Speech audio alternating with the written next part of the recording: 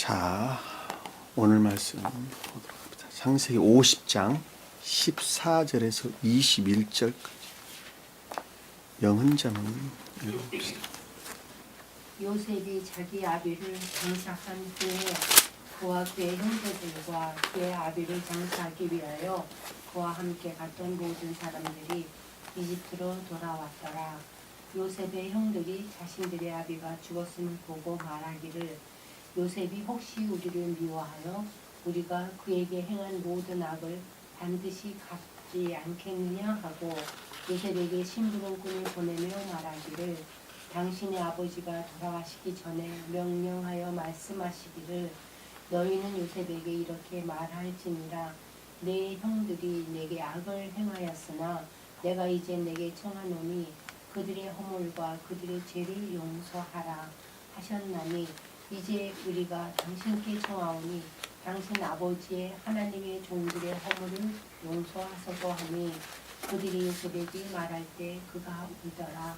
그의 형들이 또한 가서 요셉의 면전에 엎드려 말하기를 보소서 우리는 당신의 종들이나이다 하니 요셉이 그들에게 말하기를 두려워 마소서 내가 하나님의 자리에 있나이까 당신들은 나에 대하여 악을 계획했을지라도 하나님께서는 그것을 선으로 계획하셔서 오늘과 같이 많은 백성을 살도록 구원하시려 하셨으니 그러므로 이제 당신들은 두려워 마소서 내가 당신들과 당신들의 어린 것들을 양육하리이다 하고 그가 그들을 위로하며 그들에게 다정하게 말하더라. 아멘.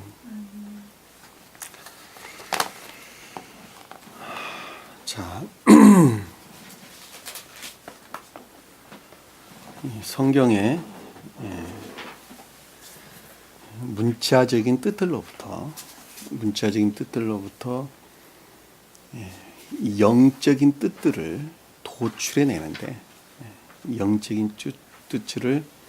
도출해내는데 그 영적인 뜻들은 여기서는 이렇게 해석되고 저기서는 저렇게 해석되고 그러는 것이 아니라 그것은 늘 일률적인 것입니다.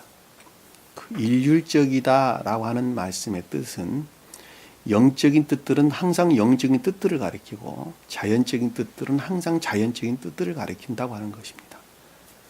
그리고 천적인 뜻들은 늘 천적인 뜻들을 표징하고 있다고 하는 것입니다.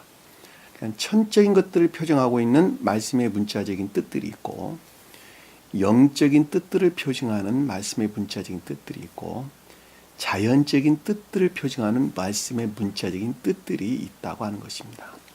그것들이 아주 조화롭게 결합이 돼서 천적이고 영적이고 그리고 자연적인 그 어떤 것들을 드러내는데 그 드러내는 것을 가리켜서 영적인 뜻들이다 이렇게 설명을 하는 것입니다. 그 영적인 뜻이라고 하는 것은 자연적인 뜻들은 우리 감관에 일치하는 것들을 일컫는 말씀의 뜻이고 또는 자연적인 외적인 것들이다 또는 감관적인 것들이다 이렇게 이야기하는데 그 모든 것들은 오관에 와 닿는 것들입니다. 감관에 일치하는 것들입니다. 문자적인 뜻이라고 하는 것은 그런 뜻입니다. 그러니까 말씀의 문자적인 뜻이다라고 하는 것은 오관에 와 닿는 어떤 것들을 가르침에 대해서 말씀의 문자적인 뜻이다 이렇게 이야기를 하는 것입니다. 자연적인 뜻이다라고 말을 할 때 자연적인 뜻이다라고 하는 것은 말씀의 문자적인 뜻에 담겨져 있는 영적인 것들에서 비롯된 자연적인 것들을 일컫는 본연의 말씀을 설명드리는 거예요. 말씀의 문자적인 뜻, 자연적인 뜻이다라고 하는 것은 영적인 것들에서 비롯된 자연적인 뜻들을 일컫는 말씀의 뜻입니다. 그리고 영적인 뜻이다라는 말씀의 뜻은 천적인 것들에서 비롯된 영적인 뜻들을 가리키는 말씀의 뜻입니다. 천적인 뜻이다라고 하는 말씀의 뜻은 존재되신 그 주님 자신을 일컫는 말씀의 뜻입니다. 아주 극내적인로 일컫는 말씀의 뜻이죠. 그러니까 자연적인 뜻이라고 하는 것은 말씀의 문자적인 뜻 안에서 종결이 되는데 말씀의 문자적인 뜻 안에서 종결이 되는데 그 말씀의 문자적인 뜻 안에서 종결되는 그것은 천적인 것들로부터 생명을 취하고 있다고 하는 것입니다. 이해가 되셨죠? 자, 천적인 것들로부터 생명을 취하고 있다라고 하는 것은 주님 자신을 가리키는 존재 되신 분으로부터 그것이 말미암았다라고 하는 말씀의 뜻입니다. 그러니까 성경책에 기록되어 있는 우리가 육안으로 오관으로부터 그것을 보고 느낄 수 있는 성경의 말씀의 문자적인 뜻이라고 하는 것은 궁극적으로 천적이고 영적이고 자연적인 그 어떤 것들이 결과로 드러난 가장 외적인 것들이다라고 하는 것입니다. 이해가 되셨죠? 무슨 말씀인지. 그 말을 다른 말로 설명을 하면 나라고 하는 한 사람으로 바꿔서 생각을 하면 말씀의 문자적인 뜻은 육체가 움직이는 것에 무체가 움직이는 것에 서로 대응한다 라는 말로 우리가 이해해 볼 수 있겠죠. 여러분들이 발걸음을 옮겨서 이 자리에 있게 하신 것을 감사합니다 라고 내가 기도를 했는데, 발걸음이 움직여진다라고 하는 것은 말씀의 문자적인 뜻 안에서 종결되고 있다는 거예요. 무엇이 일을 했다는 거예요? 안에서? 누가 일했다는 거예요? 그렇죠. 가장 극내적으로 존재되신 분이 그 가운데 임재해 계시지 아니한다면, 그분께서 섭리하고 계시지 아니한다면 내 손과 발이 이 자리에 와 있다는 말이에요? 없다는 말이에요? 없다는 것이죠. 그렇죠? 내 의지로 와 있는 것이 아니라 내 안에 가장 극내적인 것들 안에서 존재되신 우리 주님께서 섭리하셔가지고 궁극적으로 우리 육체라고 하는 손과 발이 움직여지게 해서 여기에 와 있다라고 하는 것입니다. 그 움직여지게 하는 내면적인 것들을 가리켜서 자연적인 뜻이다라고 이야기하는 것이고, 그 자연적인 뜻 안에 영적인 것들이 담겨져 있는 거예요. 이해되셨죠? 그 영적인 것들은 천적인 곧 주님, 극대적으로 주님 자신으로부터 말미암았다라고 하는 거죠. 제가 이 말씀을 지금 서두에 설명을 하고 있는 내용은 우리가 지금 본문에 공부하고 있는 내용하고 일치하기 때문에 그러는 것입니다. 그러니까 가장 궁극적이고 외적인 것들 안에서 우리가 육체가 움직여지는 그 어떤 것들 안에서 주님께서 지금 설명하고 계시는 거예요. 우리 본문의 내용이 그 내용이에요. 50장의 내용이 그 내용이라는 거예요. 쉽게 말씀드리면. 우리가 전 시간에 공부했던 내용 중에, 자, 야곱을 장사 지내러 가나안 땅으로 올라가는데, 요셉이 데리고 올라가는데, 아버지를 장사를 지내러 요셉이 데리고 올라가는데, 바로의 누가 있었죠? 바로의 종들이 있었죠. 그렇죠? 바로의 종들이 있었다. 그리고 또 누가 있었어요? 바로 집의 장로들이 있었죠. 그리고 또 누가 있었어요? 이집트 땅에 장로들이 있었죠. 그렇죠? 자, 그 말의 뜻은 자연적인 뜻 안에서, 자연적인 뜻들 안에서 수종드는 육체에 속한 것들이 종들이죠. 그렇죠? 자, 바로는 일반적인 우리 기역지를 가리킨다. 그러니까 자연적인 사람을 가리키는 것이고, 그것들 안에 수종드는 내 육체에 속한 그 어떤 것들 안에서 결과를 드러내는 것들이 누구예요? 종이죠. 종. 에베드. 종이란 말입니다. 종.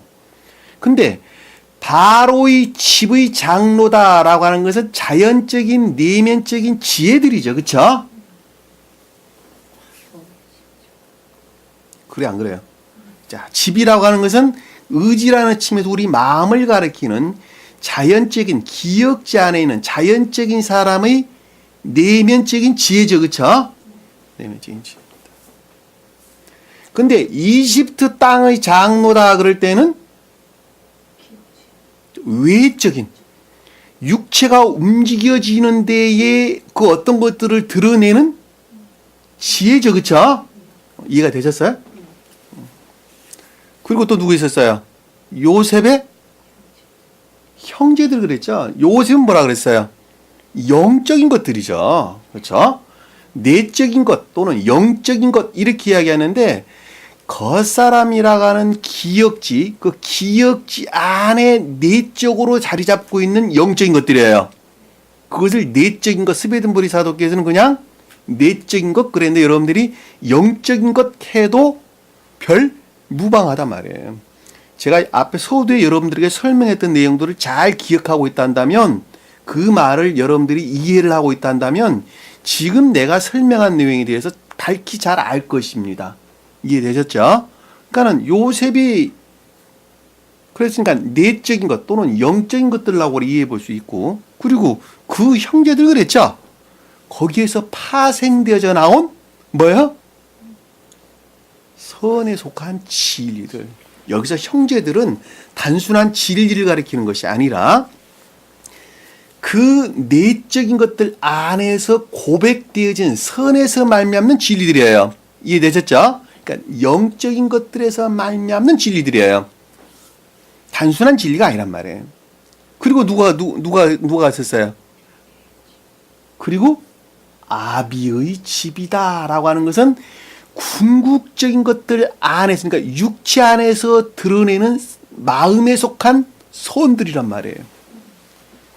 외적인 선들이란 말이 말하면 이해되셨죠? 왜 아비라고 하는 것은 영적인 자연적인 선들을 가리키기 때문에 그렇단 말입니다.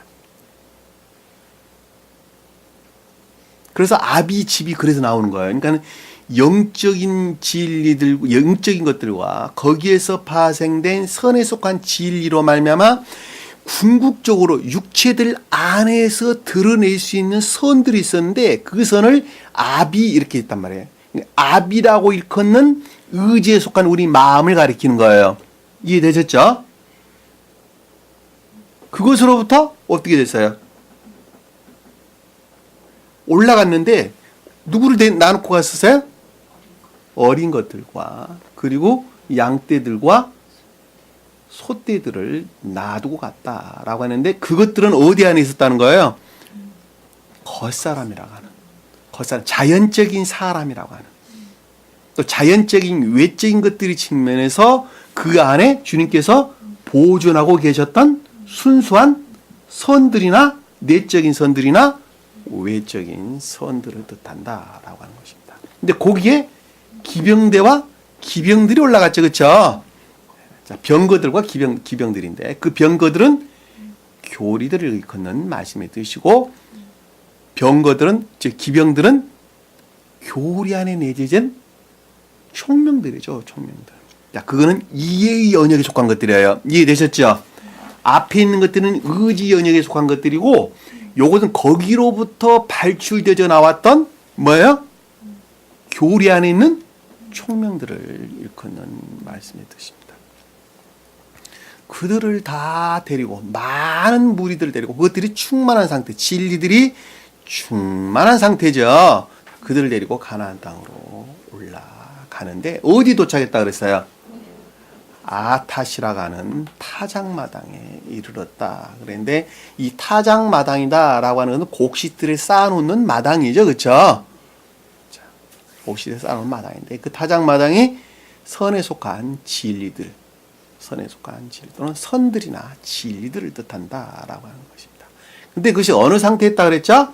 아탓이라고 일컫는 거짓들이 그럼에도 있었어요. 그 가운데 아직 분리되지 아니한 거짓들이 요단강 건너편이라고 하는 경계에 있었다. 요단강 건너편이라는 것은 가나안 땅 영적인 교회에 이르는 경계에 있었다라고 하는 것입니다.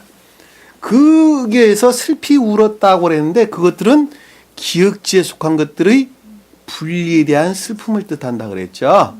그랬죠. 근데 이집트 가나안 땅 사람들이 그것을 보고 이집트의 애굽이다, 슬픔이다 이렇게 설명을 했는데 그것이 기억지 안에 있는 자들의 곧 슬픔이다라고 하는 것입니다.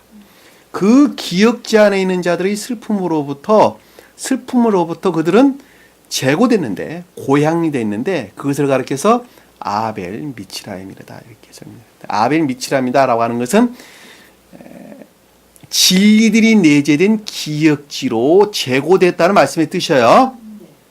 진리들이 내재된, 왜냐하면 이 아벨이라는 단어는 목초지, 초목 이런 뜻입니다. 그러니까 진리들이 내재된 기역지로 제고가 됐는데 스베덴부리 사도께서는 그것을 슬픔의 이집다 이렇게 설명하셨다 그랬죠. 근데 제가 보는 성경하고 약간의 차이가 있다고 하는 것을 여러분들에게 미리 설명을 드렸습니다. 자, 진리들이 내재된 기역지로 제고가 되는데 그 진리들이 내재된 기역지하고 중생의 상태죠. 그렇죠? 그렇죠?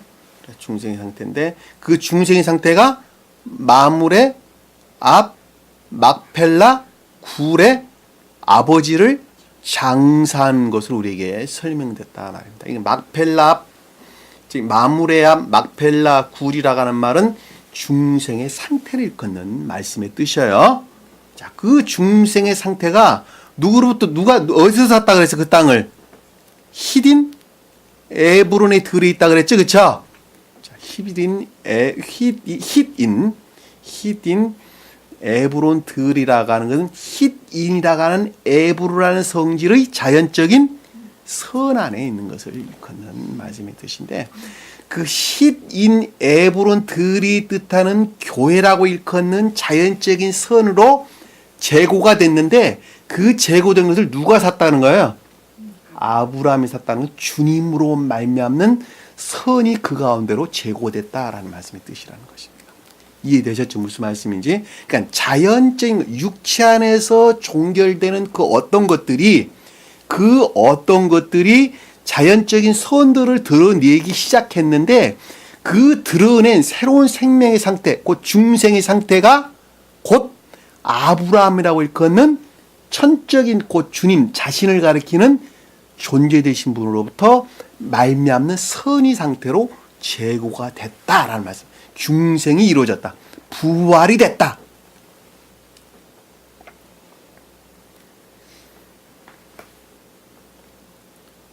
이해되셨죠? 무슨 말씀인지. 자, 부활이 된 그 사람이, 그러니까 자연적인 선들을 드러낸 그 사람이 보다 낮은 그 어떤 것들 안에서 완전하게 성취되는 과정을 오늘 우리가 공부할 부분입니다. 이해되셨죠? 무슨 말씀인지. 스베덴보리 사도가 설명한 내용하고 약간 뉘앙스가 다를 수가 있는데 제가 설명하는 내용대로 여러분들이 이해하는 것이 훨씬 더 나중에 공부하는데도 유익할 것입니다.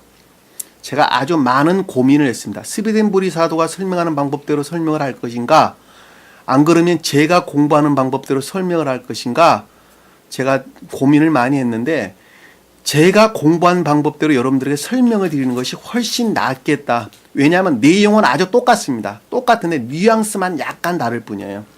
그 뉘앙스가 왜 다른가 그랬는데 아주 구체적인 세목에서 스베덴보리 사도가 봤던 원어 성경하고 제가 본 성경하고 약간의 차이가 있다라고 하는 것을 여러분들에게 좀 설명을 드리고자 하는 것입니다. 이해가 되셨죠? 제가 이런 말씀을 드리는 것은 혹시 나중에 여러분들이 좀 더 성경에 대해서 분명하게 이해하게 될 때, 깨닫게 될 때에 그 차이가 어디에서 비롯된 것인가 하는 것을 참고할 수 있도록 여러분들에게 설명을 드리는 것입니다. 자, 50장 14장 21절 보도록 하겠습니다. 14절 보도록 하겠습니다. 요셉이 자기 아비를 장사한 후에, 요셉이 자기 아비를 장사했다라는 말씀의 뜻은 요셉이 뜻하는 영적인 것들로부터 또는 내적인 것들로부터, 영적이란 말보다는 내적인 것들로부터라는 말이 훨씬 어울리는 말입니다. 근데 여러분들에게 와 닿기는 영적인 것들이라는 말이 오히려 와 닿을 수 있겠어요. 그러나 내적인 것이다 라는 말로 이해하는 것이 편합니다. 왜냐하면 그거는 천적이고 영적이고 자연적인 것들이 다 포함된 내용이기 때문에 그렇습니다. 왜 영적이라고 말하지 않냐고 내적이라고 말하는지 그 차이를 제가 설명을 드리는 것입니다. 이해가 되셨죠? 무슨 말씀인지. 내적인 것들로 말미암아, 내적인 것들에서 비롯된 아비를 장사한 후, 자, 궁극적인 자연적인 선의 측면에서 중생했다는 것이죠. 그렇죠? 자, 기역지 안에는 내적인 천적인 사람들 또는 믿음에 속한 진리에 속한 사람들 이렇게 스베덴 보리사도는 설명을 했어요. 곧 중생을 뜻한다라고 하는 것입니다. 스베덴 보리사도가 설명한 내용은 여러분들이 그냥 나중에 책을 보고 그냥 참고를 하세요. 아비를 장사한 후에, 자, 이 후라고 하는 단어는 시간적으로 그 다음을 가리키는 단어가 아니에요. 시간적으로 그 다음을 가리키는 단어가 아니라 앞에서 중생으로부터 말단에 이르는 그 어떤 것들을 설명하는 내용이에요. 왜냐하면 후라는 단어는 아하르. 자, 말단에서 그 어떤 것들이 지금 이루어지는 것을 설명하겠다라고 하는 내용이에요. 이해되셨죠? 무슨 말씀인지? 왜냐하면 이 후라는 단어가 시간적으로 그 다음을 가리키는 단어가 아니라니까. 원어를 보면 아하라고 하는 말단, 뒷부분 이 뜻이란 말이에요. 그러니까 상태라는 측면에서 그 어떤 말단에 있는 그 어떤 것들에 대한 설명을 지금 하고 있는 것이란 말입니다. 그러니까는 중생한 자가 말단에 있는 그 어떤 것들에 대해서 이 뜻이에요. 그와 그 형제들과 그 아비를 장사하기 위하여 그와 함께 갔던 모든 사람들이 이집트로 돌아왔더라. 이집트로 돌아왔더라라는 말씀의 뜻은 기역지 안에는 말단에 있는 그 어떤 것들을 방향을 돌렸더라는 거예요. 방향을 돌렸더라. 뭐가 입류돼 가지고 뭐가 입류되어서 앞에서 설명하고 있는 아비를 장사하기 위해서 애쓰고 수고했던 뭐예요? 애쓰고 수고했던 뭐예요? 공헌을 했던 모든 선들이나 지리들을 가리키는 것이죠. 그래 안 그래요?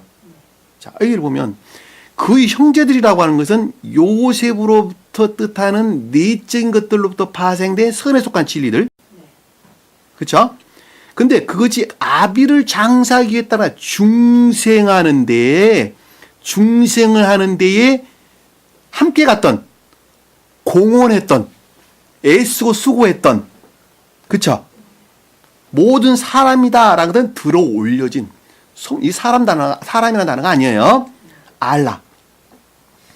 성취하는 데에 들어 올려진 모든 것들이 그러니까 중생하는 데 공헌한 모든 것들이 이집트로 돌아왔다라는 말단의 기역지에 입류되어져 방향을 돌렸다, 틀렸다, 틀었다라는 뜻이죠.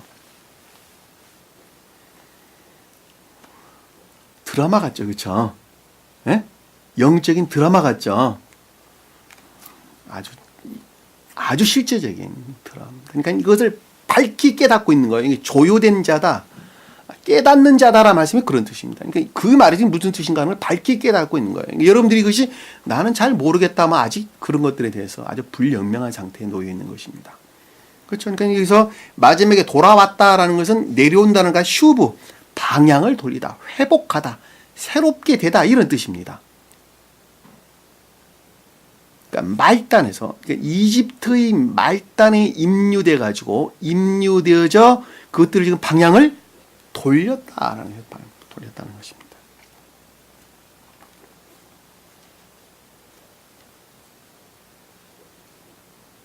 15절에 보니까 요셉의 형제들이 형이란 단어가 형제란 단어를 여러분 쓰세요. 그러니까 여기 번역하는 사람이 말씀의 감관에 와 닿는 여러 가지 방법들에 의해서 서술을 하다 보니까 들어가지 말아야 할 단어들을 많이 집어넣었어요.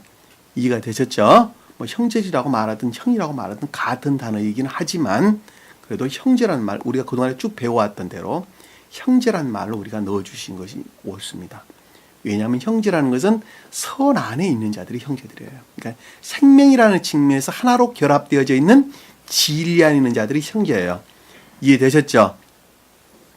내가 내 형제가 있다란다면 한 씨에서 비롯된 진리 안에 있는 자, 그러니까 한 생명에 속한 진리 안에 있는 자들이 형제다라고 하는 것은 분명하단 말입니다. 이해되셨죠? 무슨 말씀인지. 성경도 마찬가지예요. 그러니까 요셉의 형제다라고 하는 것은 내적인 선 안에는 동질의 선 안에는 진리하는 자를 가리키는 거예요. 그러니까 선에 속한 진리하는 자를 가리킨다는 걸 우리가 명확하게 이해해 보시다 말입니다. 요셉의 형제들이, 그러니까 내적인 것들에서 비롯된 진리들로부터, 선에 속한 진리들로부터 자신들의 아비가 죽었음을 보고라고 하는 것은 중생하는 것으로부터 파생된, 그러니까 중생된 선으로부터 비롯된 지각이죠. 그렇죠? 아비가 죽었다라는 것은 반대의 뜻으로 보면 선의 소멸을 가리키고, 긍정적인 뜻에서 보면은 아비가 죽었다고 일컫는 새로운 삶, 그 중생을 뜻하는 거예요. 자, 스웨덴보리 사도께서는 여기 이 부분을 갖다가 전자의 측면에서 설명했다. 선이라는 측면에서 소멸된 상태에 대해서 설명을 했어요. 근데 저는 여러분들이 반대로 좀 설명하고 있는 거예요. 왜냐하면 아래 소멸된 부분들이 등장하기 때문에 그렇습니다. 이 부분이 스웨덴보리 사도하고 틀린 내용입니다. 그리고 이 부분을 스웨덴보리 사도께서는 이 앞에 등장하는 야곱의 그 아들들이 요셉을 구덩이에 쳐넣었던 그 어떤 부분에 대해서 스웨덴보리는 이해를 하고 있습니다. 근데 저는 본문에 일치해서 여러분들에게 설명을 지금 하고 있는 것입니다. 자신들의 아비가 죽었음을 보았다라는 말씀의 뜻은 중생한 것으로부터 선으로 말미암아 지각하기를 이 뜻이에요. 요셉이 혹시 우리를 미워하여, 요셉이 우리를 미워할 수 있어요, 없어요? 있어요, 없어요? 없죠. 없단 말입니다. 근데 미워했다라는 것은 문자적인 뜻에 일치한 것이죠. 그렇죠?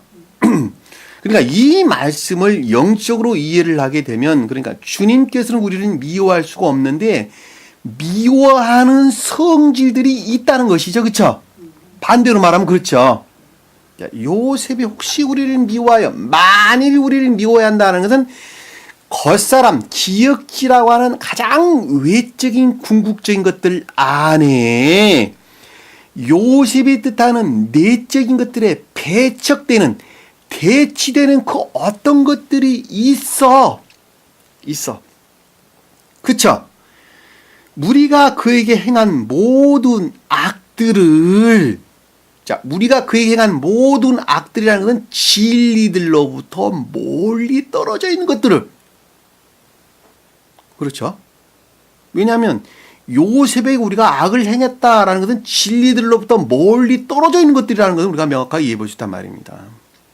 그러니까 우리를 미워했다라는 것은 대치된, 배척된 상태에 놓여 있는 진리들로부터 멀리 떨어져 있는 것들이 있다고 한다면,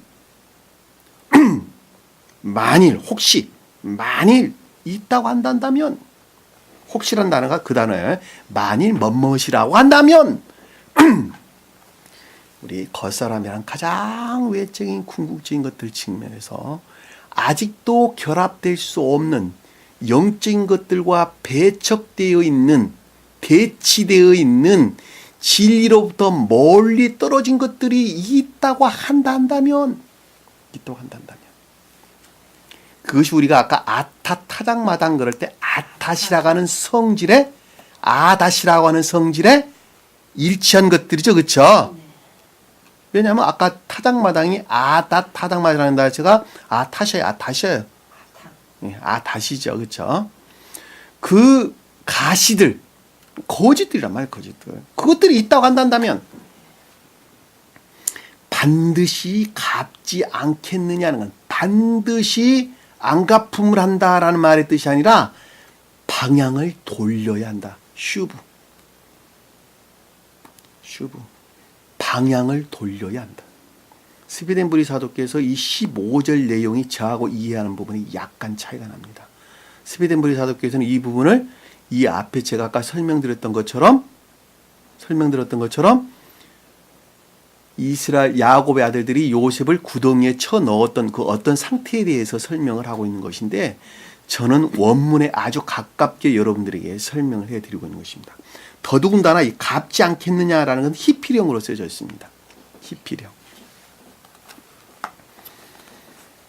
그래서 제가 여러분들에게 설명한 내용이 본문에 훨씬 가까운 내용이다라고 하는 것을 여러분들에게 제가 설명을 드리는 것입니다. 자, 갚지 않겠느냐는 건 반드시 어떻게 된다고요? 방향을 돌려야 된다라고 합니다. 방향을 돌려야 된다. 16절에 보니까 요셉에게 심부름꾼을 보내며 말하기를. 심부름꾼이라는 단어는 없는 단어예요. 자, 요셉을 향하여 구성하여 생각하기를. 자, 요셉이 뜻하는 내적인 것들을 향하여 그것들로 말미암아 그 어떤 것들을 정리하여 지정하여 명령하여 구성하여 생각하기를, 지각하기를. 그러니까 요셉이 뜻하는 내적인 것들로부터 머릿속을 정리해 가지고 생각하기를 쉽게 설명하면 그 내용이에요. 심부름꾼을 보냈다라는 것은 짜다, 구성하다, 지정하다, 명령하다 이런 뜻입니다. 그러니까 말씀의 문자적인 뜻만 가지고 이해할 수 있어요, 없어요? 전혀 없어요. 왜냐하면 심부름꾼이 없는다는데 들어가 있다니까. 근데 어떻게 말씀의 문자적인 뜻하고 영적인 뜻을 이해할 수가 있겠어요? 그러니까 이 말은 영적인 것들로부터 내 마음을 정리해갖고 어떤 것들을 지각했다 이 말이라니까.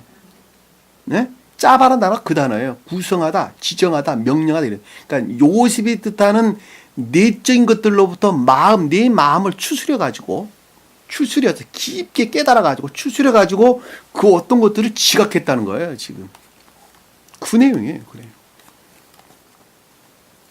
제가 여러분들에게 묵상하라, 진리들이 가르침으로부터 그 어떤 것들을 묵상하라 그랬죠. 그렇죠? 그 말은 진리들이 가르침이 이러하니까 그 가르침으로부터 나라거나 한 사람을 깊게 생각해 보는 거예요. 지각해 보는 거예요. 진리들이 가르침이 그러한데 내가 지금 어떤 처지에 놓여 있느냐 하는 것입니다. 그렇죠? 지각하는 것이죠. 그렇죠? 그걸 기도한다, 지각한다. 다 같은 내용이에요. 왜냐하면 주님께 결합할 목적이 없는 사람은 그거를 할 일이 전혀 없을 것이니까. 그냥 지식으로 담고 끝내버릴 것이니까. 근데 중생의 이룰 자들은 완전히 다릅니다. 깊게 지각한다 말이다.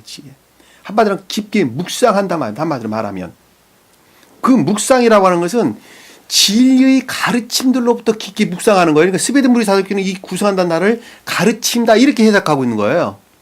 스베덴부리 사도께서는 가르침다 이렇게 이해하고 있단 말이에요. 그러니까는 영적인 요셉이 뜻하는 내적인 것들이 가르침으로부터 지각하게 스베덴부리 사도 그렇게 해석하고 있는 거예요.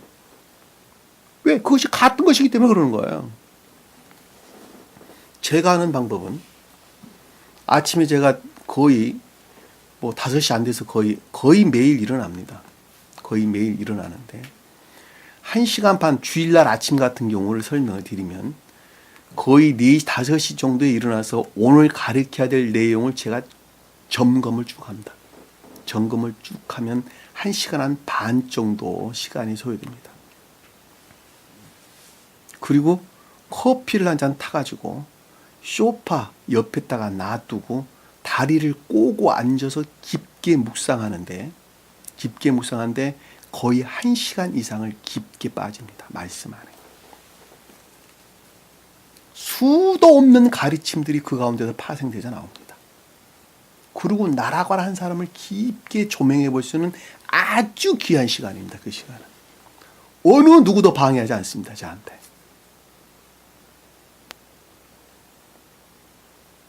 거의 반복적이죠. 매주일. 그리고 여러분들에게 주일날 와서 가르치는 거예요. 그 묵상되었던 여러 가지 것들을 가지고 여러분들에게 가르치는 것입니다. 왜냐하면 제가 아침에 1시간 이상 깊게 묵상했던 그 내용은 이 본문 말씀으로부터 파생되어져 나온 그 여러 가지 것들을 갖고 깊게 묵상하는 거예요. 내가 만약에 수기자민 상태에 있다 한다면, 내가 만약에 영은자민 상태에 있다 한다면, 내가 이 말씀을 어떤 방법으로 내가 깨닫고 이해한 것을 어떤 방법으로 가르치는 것이 가장 합리적이고 효과적으로 그들에게 전달해 줄 수 있을 것인가. 그거 생각하는 거예요. 그거.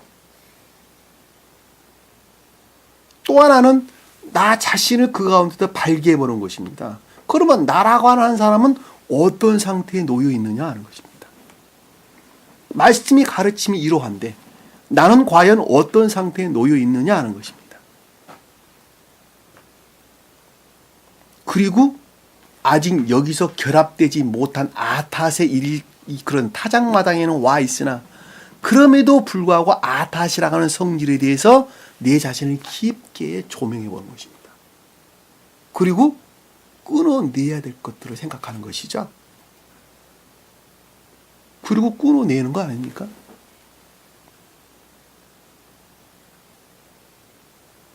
누구 말씀이 다? 내 말씀이에요, 내 말씀.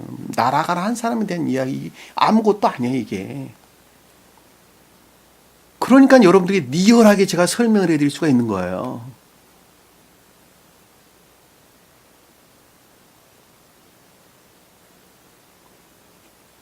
그러니까 중생한 자 이외에는 말씀을 알 수가 없다. 말씀도 똑같은 말씀의 뜻이에요. 내가 그 가운데 가봤는데 그것이 길이 이렇게 생겼다 저렇게 생겼다 아주 자세하게 설명할 수 있다니까. 내가 가보지 않았는데 어디쯤 가면 돌이 있고 어디쯤 가면 가시가 있더라. 그거 어떻게 말할 수 있단 말입니까?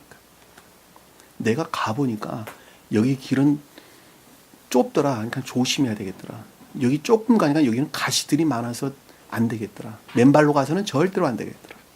돌들이 많으니까 발꿈을 조심해야 되겠더라. 다 설명할 수 있는 거 아닙니까?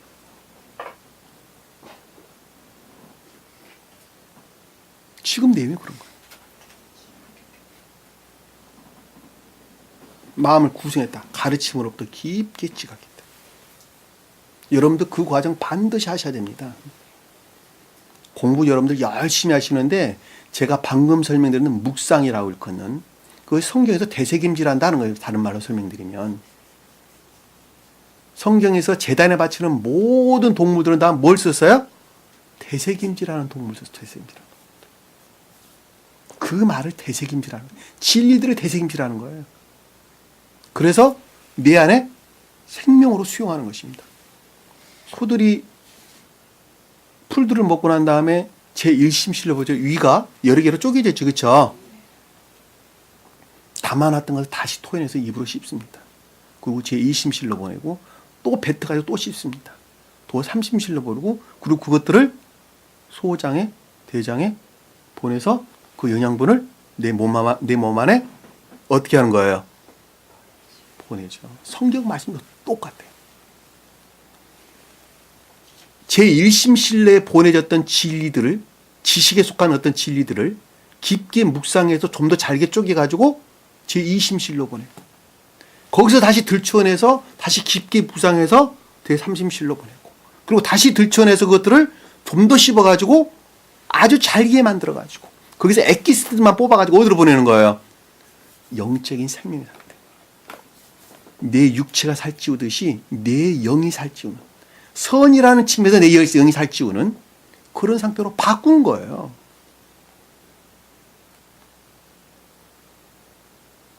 근데 어느 분이 그래요. 묵상이 도대체 뭡니까? 어떻게 하는 것이 묵상입니까?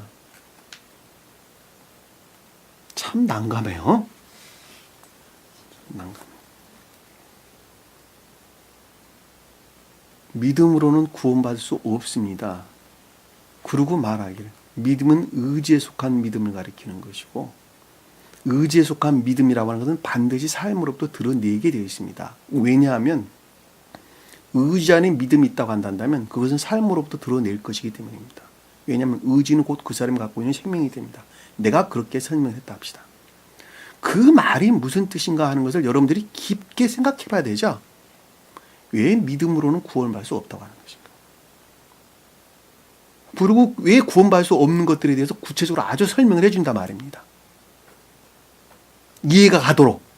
그러면은 그 말이 합리적으로 이해가 됐다라고 한다면 왜 그렇게 돼야만 되는 것인가라고 하는 것을 깊게 묵상해 봐야 되죠. 그렇죠? 그리고 본인이 그것을 어떻게 하는 거예요? 아, 그럴 수밖에 없겠다. 반드시 믿음이라는 의지에 속한 믿음을 가리키고 그 믿음이라고 하는 것은 삶으로부터 드러낼 수밖에 없게 되어 있구나. 구조 자체가 그렇게 되어 있구나. 라는 것이 시인이 될 때 진리들이 영접되기 시작하는 거예요. 그때 수용되기 시작하는 거예요.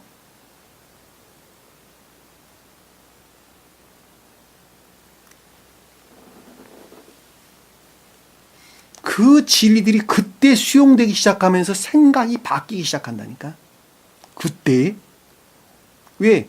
그동안에는 그런 걸 잘 몰랐었거든.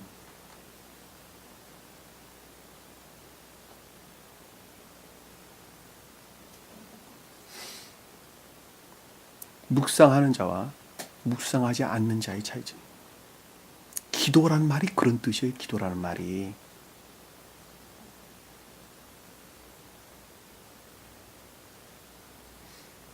근데 묵상하지 않는 자들은 어때요? 그 말을 지식으로 담고 끝내버립니다. 믿음은 이해에 속한 것이 있고 의지에 속한 것이 있는데 의지에 속한 믿음은 삶으로 드러낸단다 라고 하는, 나하고는 전혀 상관없는 것입니다. 나하고는 전혀 상관없이 그 진리를 지식으로 기억장에 그냥 저장해놓고 끝내버린다니까. 그리고 저장된 지식에 속한 것들을 어떻게 하는 거예요? 발설해서 다른 사람에게 가르치는 거예요. 그것이 어떤 메커니즘에 의해서 그것이 성립되는가라는 말에 대해서는 전혀 그들은 알 수가 없어요. 그러니까 성경 말씀을 그들은 이해할 수가 전혀 없다니까. 전혀 없는 거예요. 그러니까 중생한 자 이외에는 어느 누구도 성경 말씀을 알도록 주님께서는 허락하지 않으셨다니까요. 결코 허락하지 않으셨어요. 누구에게만 허락하셨냐? 중생하는 자에게만 허락하셨어요. 말씀. 그러니까 그것이 몇천 년 동안 감춰져 있는 거예요. 왜? 그동안에 중생할 자들이 없었기 때문에 그런 거예요. 중생한 자들이 없었기 때문에. 만약에 중생한 자들이 있었다 한다면 이 말씀을 밝히 이해하고 깨닫고 알 것이었습니다.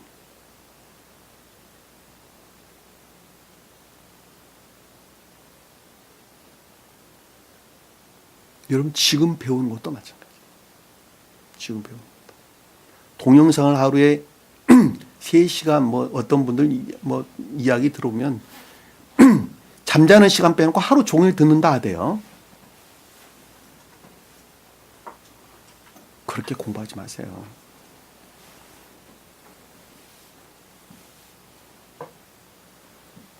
(10분을) 들어도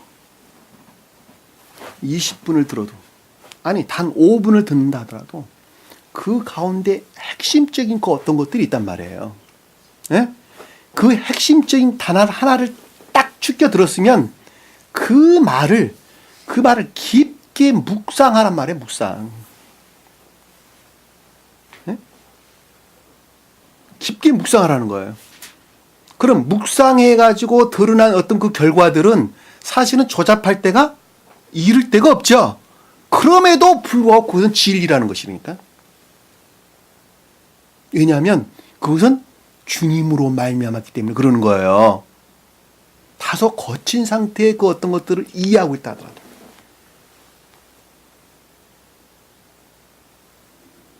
다소 불영명한 그 어떤 상태로부터 다소 조잡하게 그 어떤 것들을 이해하고 있다 할지라도 그것은 진리 그러는 것입니다.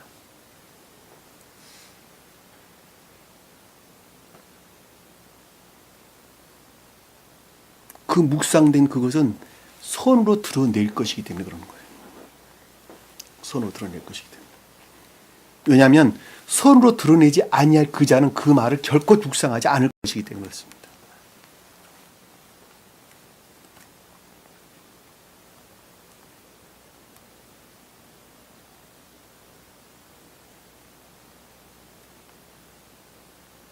오늘 보니까 본문이니까 요셉이 신부는 꿀 보내며 말하기를 자, 내적인 것들로부터 비롯된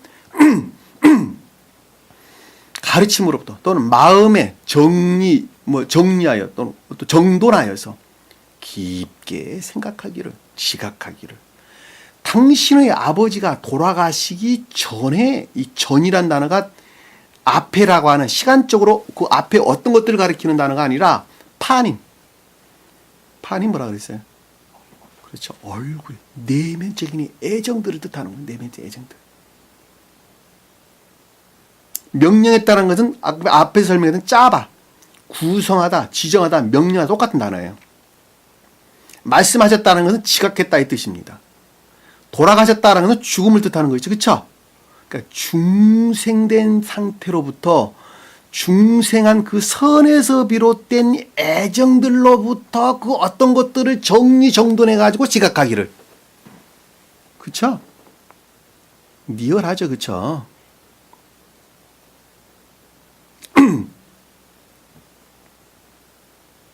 그 애정들로부터 의지 안에는 그 애정들로부터 그 어떤 것들을 또 영적 선들이나 진리들로부터 그 어떤 것들을 가르침으로부터 지각하기를, 정리정돈하여 지각하기를, 구성하여 지각하기를, 지정하여 지각하기를. 너희가 요셉에게 이렇게 말할지니, 자, 요셉에게 말할지니 내적인 것들로부터 지각하기를. 여기서 너희란 단어도 없는 단어고 이렇게란 단어도 없는 단어예요. 요셉에게 말하기를. 자, 내적인 것들로부터 생각하기를, 지각하기를, 지각하기를. 내 형제들이 내게 악을 행하였으나, 내 형제들이 악을 행하였다라는 것은 선에 속한 진리들이 아직 진리로부터 멀리 떨어져 있다는 것이죠. 그렇죠? 왜냐하면 악을 행하였다는 말씀의 뜻은 해로움 상태에 있다는 것이죠. 그렇죠? 그러니까 해로움 상태에 있다는 것은 진리들이, 선에 속한 진리들이 아직 아탓이라고 일컫는 거짓들 안에 다소 있다는 것이죠. 그렇죠? 그러니까 진리들로부터 도피되어 있다는 거예요. 도피되어 있다. 멀리 떨어져 있다. 스베덴 브리사르크는 도피라는 단어를 썼어요. 그러니까 진리들로부터 멀리 떨어져 있다. 악을 행하였으나 내가 이제 네게 간청구하오니, 자, 당신께 내가 간절히 바라고 오나온데, 누구에게 하는 말이에요? 누구에게 지금 그러고 있는 거예요? 그렇죠. 요셉에게. 내적인 것들에 대해서 뭐예요? 간청하는 것이죠. 그렇죠? 자, 내 내면에 있는 그 어떤 내적인 것들로부터 제발 부탁한데, 제발 부탁하오니. 회개하는 것이죠. 그렇죠?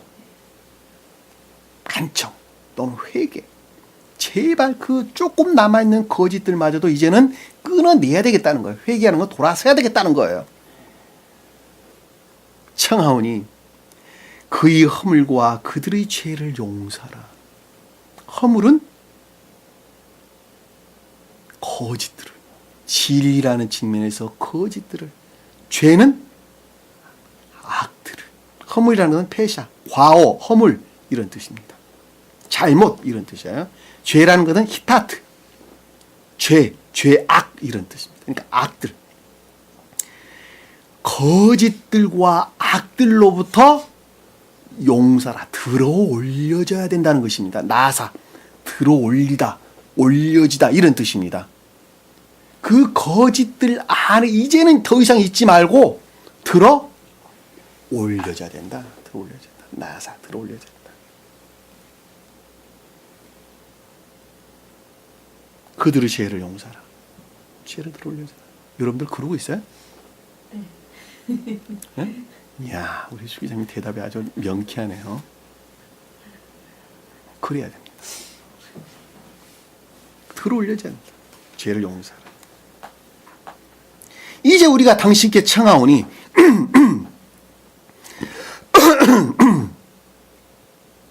이제 우리가 당신께 청하오니, 자, 간절히 바라고 오나온데, 여기서 이제란 단어는 영원히, 앞에 있는 이제란 단어와 다른 단어예요. 앞에 이제란 단어는 내가 이제 내게 청하올 때, 이제란 단어는 아나, 오 지금 당신께 간구하오니 이 뜻입니다. 오 지금 당신께 간구하오니. 아직도 내 안에 그와 같은 것들이 있다 합니까? 주님이여, 요셉이여, 제발 당신께 간구하오니. 오 지금 내가 간구하오니, 청하오니, 그 뜻입니다. 그냥 쉽게 설명하면 그런 뜻이에요.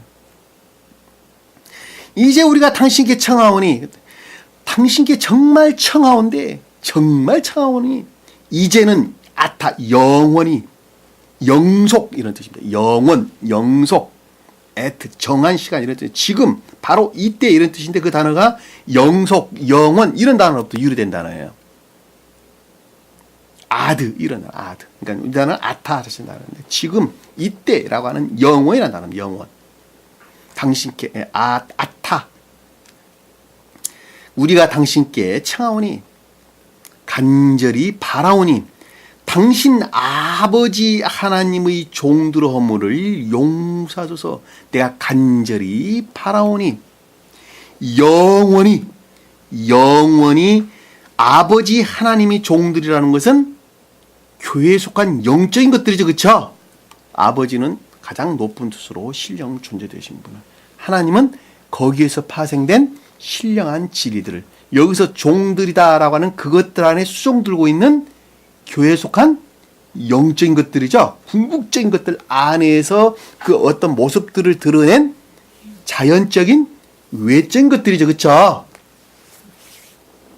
허물이라는 단어가 아니라 히타트, 악을 용서하소서. 용서라는 것은 나사, 들어올리다, 이런 뜻입니다.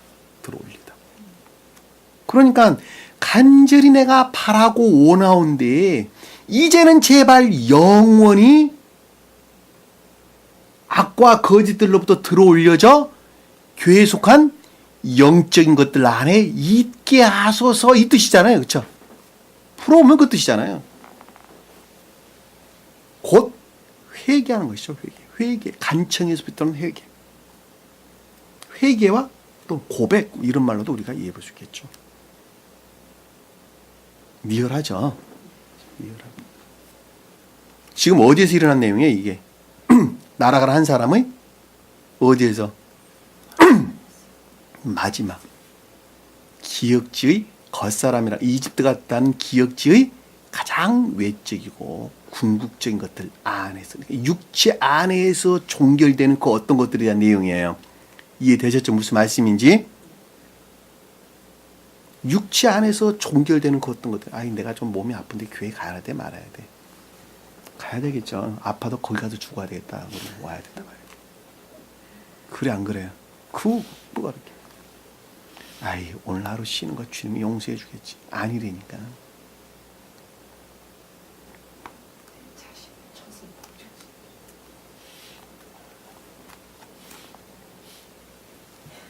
허물을 용서하소서. 회개와 고백을 하니, 그들이 요셉에게 말할 때 그가 울더라.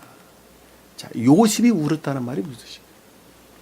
요셉에게 말했다라는 것은 다바르, 정돈하다, 안내하다, 인도하다, 이런 뜻입니다. 그러면 요셉이 안내해서 울었다, 이 뜻이 뭐예요?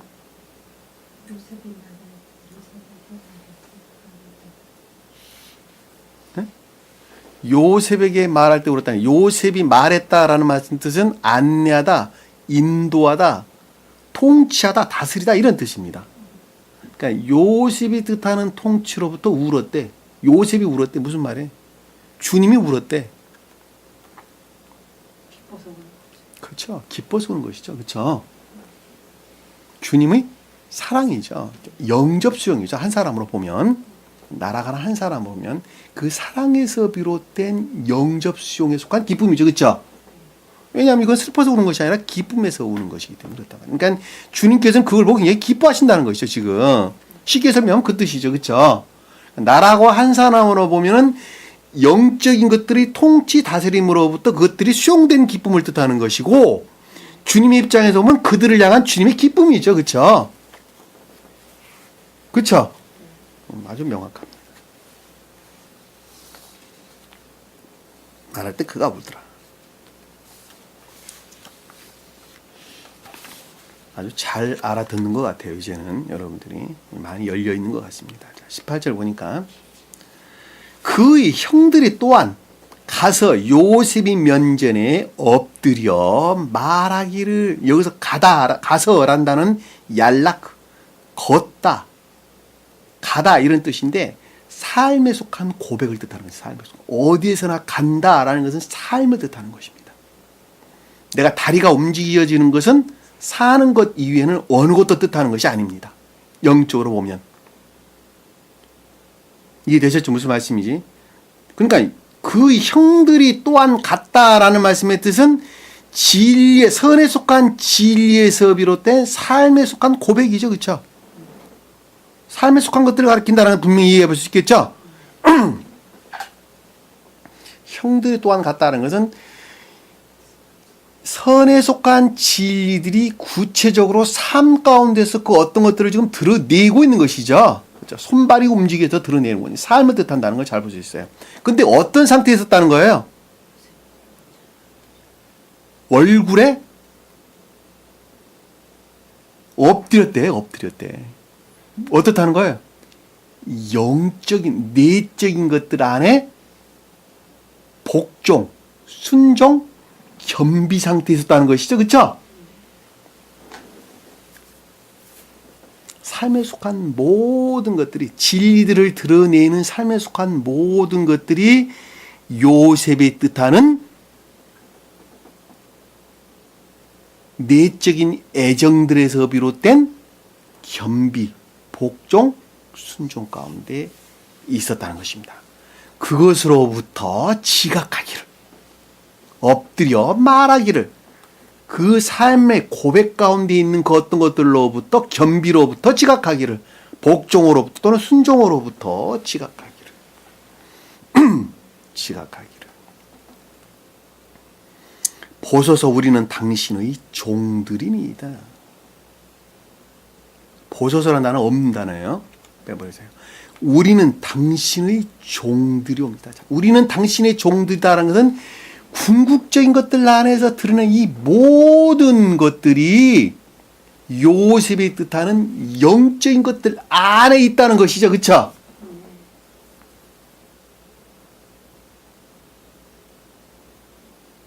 반대로 말하면 나라고 하는 한 사람의 고유 속성으로부터 그 어떤 것들을 결코 행하지 않고 있다는 말의 뜻이죠.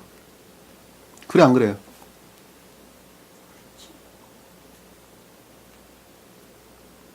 이제는 요셉이 뜻하는 내적인 것들에서 비롯되어져 가장 궁극적이고 육체 안에서 종결되는 그 어떤 것들이 다 그것들 안에 있다는 거예요. 그것들이 복종이나 또는 순종 상태 또는 겸비 상태에 있다는 거예요.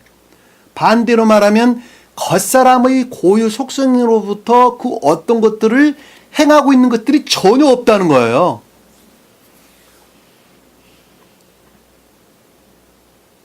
그러니까 여기서 당신의 종들이라는 말이 그렇게 등장하는 거 아닙니까? 삶이라는 측면에서 육체 안에서 종결되는 모든 것들이 그렇다는 거예요. 지금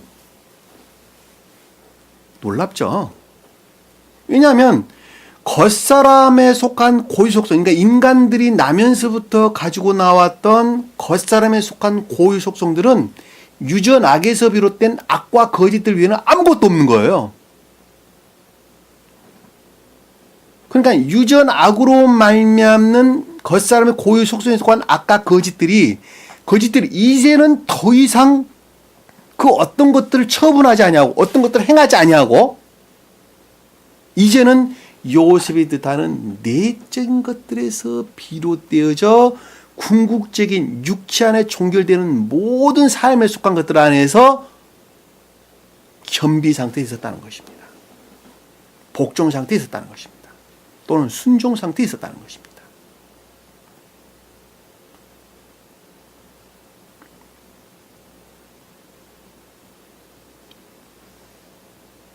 중생한 자가 이런 자예요. 중생한 자. 이와 같은 상태가 돼야지 그 자가 중생한 자가 되는 거예요. 그런 자만 구원받을 수 있어요. 쉽게 설명드리면.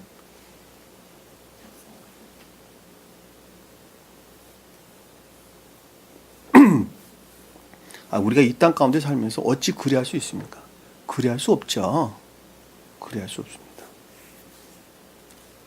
아니, 환경이 그러한데 어떻게 그럽니까? 그리할 수 있습니다. 그러나 중생한 자는 다릅니다. 그것을 그렇게 드러내느냐? 못 드러낼 수 있다니까. 몸이 아픈데 예배드려 못 나올 수 당연히 있는 것이죠.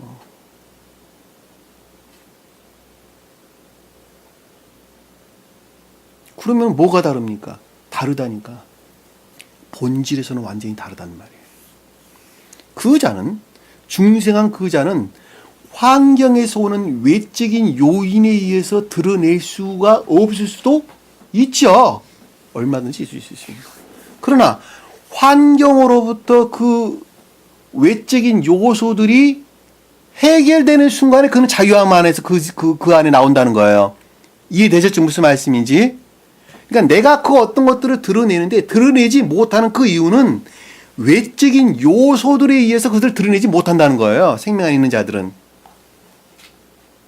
그러니까 육체 안에서 모든 것들을, 중생한 자들은 육체 안에서 모든 것들을 요셉이 뜻하는 내적인 것들로 말미암아 겸비 가운데 있는데, 그럼에도 불구하고 그것들을 드러내지 못할 때에는 외적인 요소들이 어떤 속박에 의해서 그것을 드러내지 못한다는 거예요. 한마디로 말하면 생명은 그러할진데, 그러니까 그 외적인 그 어떤 공격으로부터 그들은, 제약으로부터 그들은, 공격이란 말보다는 어떤 외적인 요소들의 제약으로부터 분리만 되는 순간에 요셉에 속한 것들은 아주 활발하게,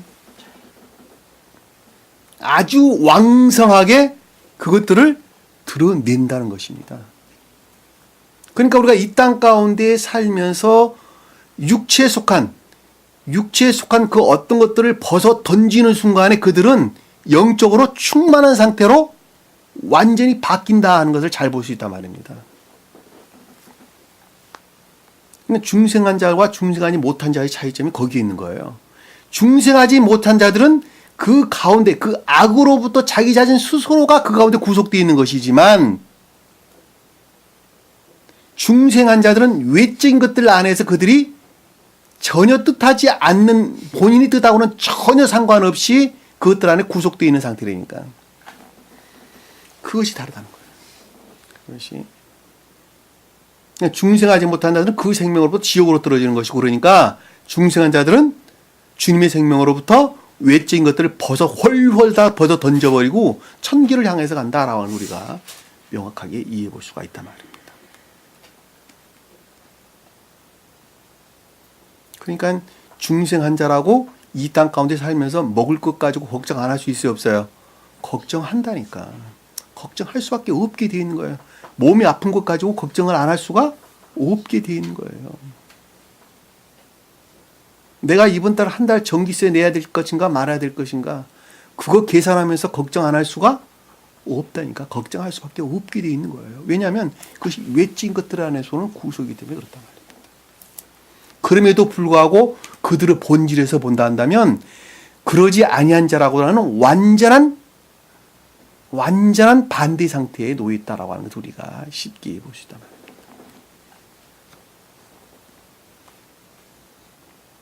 그리고 그 고민 가운데 있는, 그리고 생각 가운데 있는 그 모든 것들은 주님을 우러를 목적 이외에는 그 어느 것도 생각하지 않단 말입니다. 예를 들면, 아유, 내가 좀 싼 집으로 이사를 가서 그 돈 모아가지고 좋은 아파트 하나 사야 되지, 이런 생각 안 한다니까.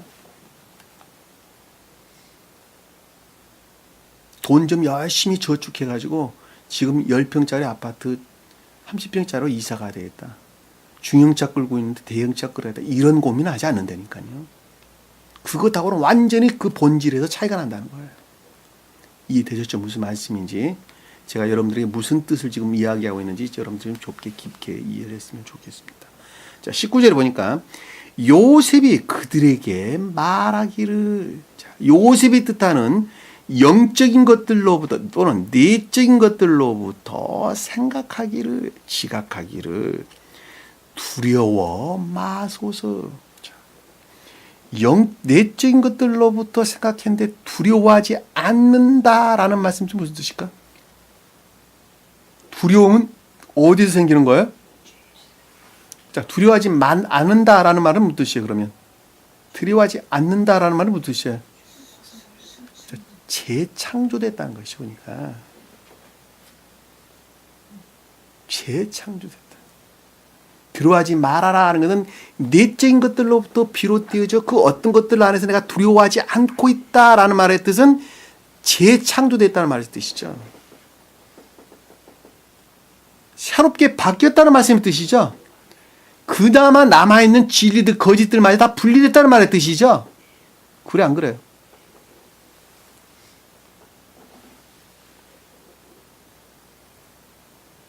놀랍죠. 성경 말씀. 그러니까 여러분들이 두렵다는 말이 여러분 쉽게 이해하면 이해할 수 있다는 말입니다.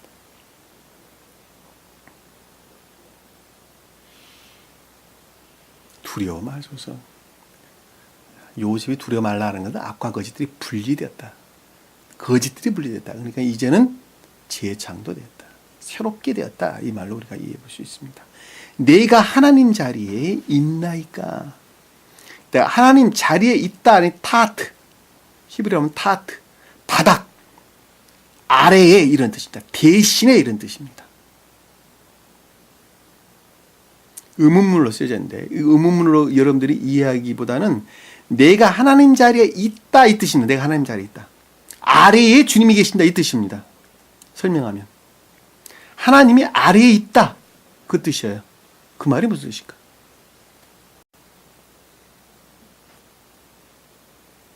하나님이 아래에 있대. 두려워하지 마소서 그랬는데 재창조되는 가장 궁극적이고 외적인 기억지들 안에 아주 뒷부분, 말단 부분 안에 주님께서 그 가운데 계신데 무슨 뜻이에요? 섭리하고 계신다는 거죠. 보호하고 계신다는 거죠. 섭리하고 계신다. 섭리하고 계신다. 섭리하고 계신다. 재창조되어져 주님께서 하나님께서 섭리하고 계신다. 섭리하고 계신다.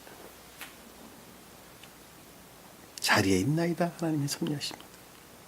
20절 보니까 당신들은 나에 대하여 악을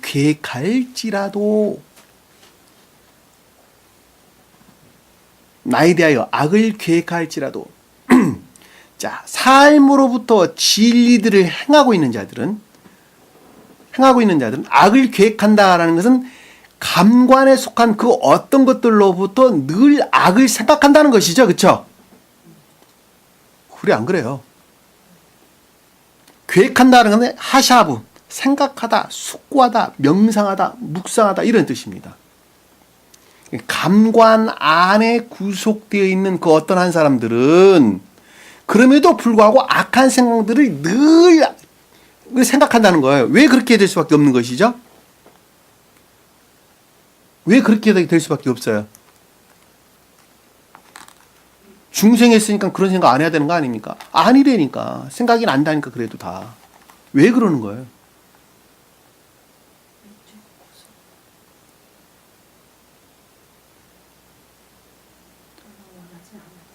본연의 고유 속성들이 소멸되지 않고 있기 때문에 그런 것이죠. 내 마음. 본연의 속성, 그러니까 유전악으로부터 파생돼서 나왔던, 유전악으로부터 가지고 나왔던 내 본연에 속한 속성들이, 내 본연의 의지에 속한 속성들이 소멸됐어요? 소멸되지 않았어요? 소멸되지 않았다니까. 소멸되지 않았어요. 소멸되지 아니하고 그 위에다가 주님께서 새로운 마음을 얹어주셨다니까. 어디 영역에? 이해라가 하는 영역 안에. 그러니까 그 본성에 속한 그 어떤 것들로부터 늘 악한 것들을 생각을 해낸다니까. 그래 안 그래요?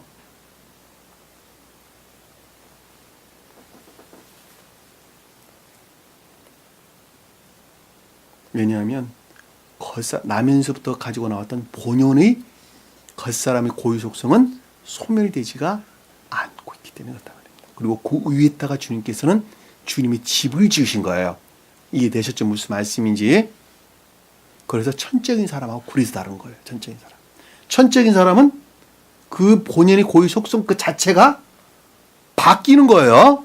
이해되셨죠? 무슨 말씀인지. 그러니까 천적인 사람과 영적인 사람의 차이점입니다. 천적인 사람들은 나면서부터 가지고 나왔던 그 고유 속성들이 겉사람 안에 있어요. 그리고 속사람은 주님 자신이라니까. 이해되셨죠? 그 속사람으로부터 겉사람 안에 가지고 나왔던 겉사람의 고유 속성들을 물리치는 거예요. 천적인 사람들은. 바꿔놓는 거예요. 한마디로 말하면. 근데 영적인 사람은 그렇지가 않아요. 영적인 사람. 전혀 반대. 그 고유 속성들이 그대로 유전하게 속한 고유 속성들을 그대로 가지고 있다니까. 그리고 겉사람이라고 하는 이의 영역 안에 주님께서 새로운 것들을 형성해 주는 거예요. 그러니까 완전히 생명이 달라요. 천적인 사람과 영적인 사람.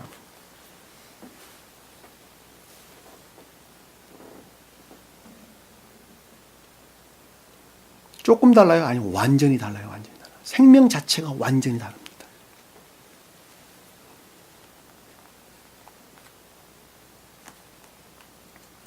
계획할지라도 하나님께서는 그것을 선으로 계획하셔서 자, 주님으로 말미암아 늘 좋은 방향으로 섭리하신다는 것이죠. 계획한다는 말도 앞에 계획할지 같은 단어예요.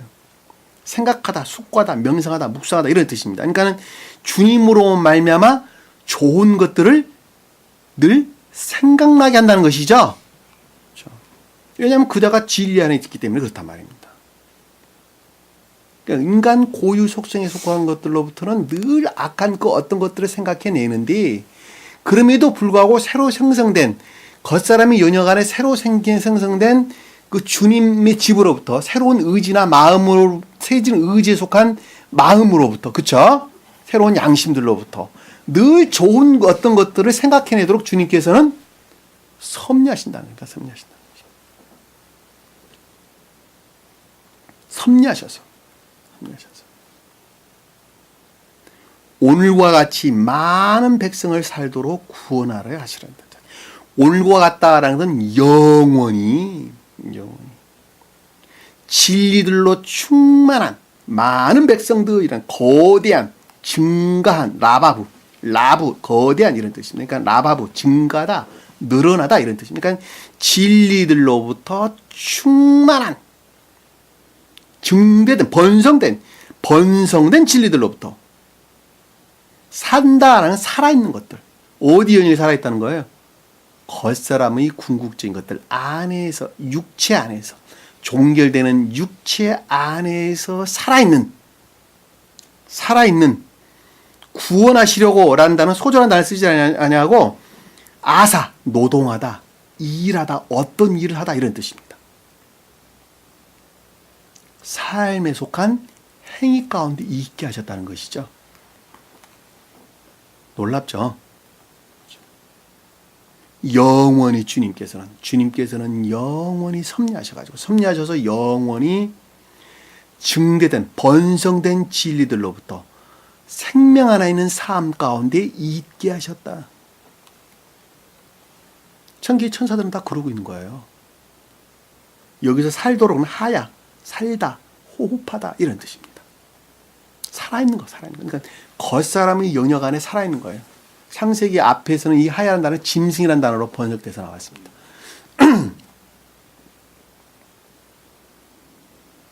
구원하시라 했나요? 그러니까 일하겠다. 삶 가운데 있게 하셨다. 21절에 보니까 그러므로 이제 당신들은 두려워하지 마소서. 요셉이 두려워하지 말라라는 말씀의 뜻은 아까 영접 수용된 상태인데 이제는 더 이상 불안해할 필요가 없다는 것이죠. 그렇죠? 두 번 설명했다는 앞에서는 애정으로부터 영접 수용됐고 이제는 두려워하지 말라는 건 이제는 더 이상 불안해하지 말라는 것이죠. 왜냐하면 내가 두려워할 필요가 없다는 거예요. 불안할 필요가 없다는 거예요.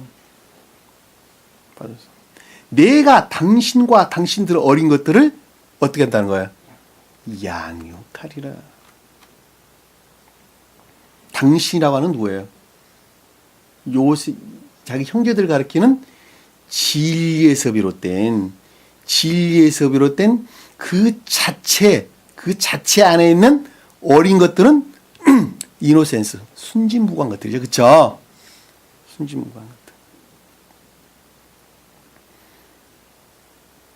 그러니까 요셉의 형제를 일컫는 선에 속한 진리에서 비롯된 겉사람이라고 하는 기역지라고 하는 가장 궁극적인 것, 육체 안에서 종결되는 모든 것들 안에 있는 순수한 것들을 누가 양육한다는 거예요?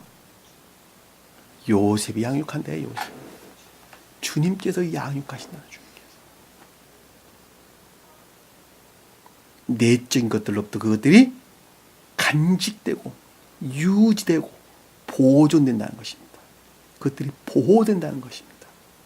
양육한다는 것은 선이 전후되는 것을 뜻하는 것이고 여기서는 그 단어보다는 쿠라는 단어를 사용했으니 간직하다, 보존하다, 유지하다, 품다 이런 뜻입니다. 그것들을 주님께서 보호하면서 양육한다는 것이죠. 놀랍죠? 그렇죠? 나는 공로한 바가 아무것도 없다는 걸 우리가 잘 알 수 있어요. 오직 주님께서 홀로 다 하셨어요. 다 하셨어요. 하고 그가 그들을 이로하며 그들에게 다정하게 말하더라. 자, 여기서 이로했다라는 말씀의 뜻은 나함, 이해라는 영역에서 희망, 기쁨 같은 걸 뜻하는 것입니다. 그리고 그들에게 다정하게 말했다라는 것은 레부, 마음으로부터 말했다 이런 뜻입니다. 마음으로부터 정리하고 인도하고 통치했다 이런 뜻입니다. 다른 말로 설명하면 다시 말씀드리면 신뢰를 뜻한다. 스베덴부리 사도께서는 희망과 신뢰란 말로 설명했습니다. 그러니까 이로한다는 말은 희망을, 이해의 영역에서 그 어떤 것들을 희망을, 다정하게 말한다는 것은 신뢰한다 이 말로 설명했습니다. 앞에서는 이로한다는 것은 이해의 측면에서 설명하는 것이고 다정한다라는 의지 측면에서 그 통치 희망 가운데 있었다. 또 신뢰 가운데 있었다. 통치 다스림의 신뢰 가운데 있었다. 또는 희망 가운데 있었다. 희망이나 신뢰 가운데 있었다. 뭐 이런 말로 우리가 이해해 볼 수 있겠죠. 여러 가지 단어들로.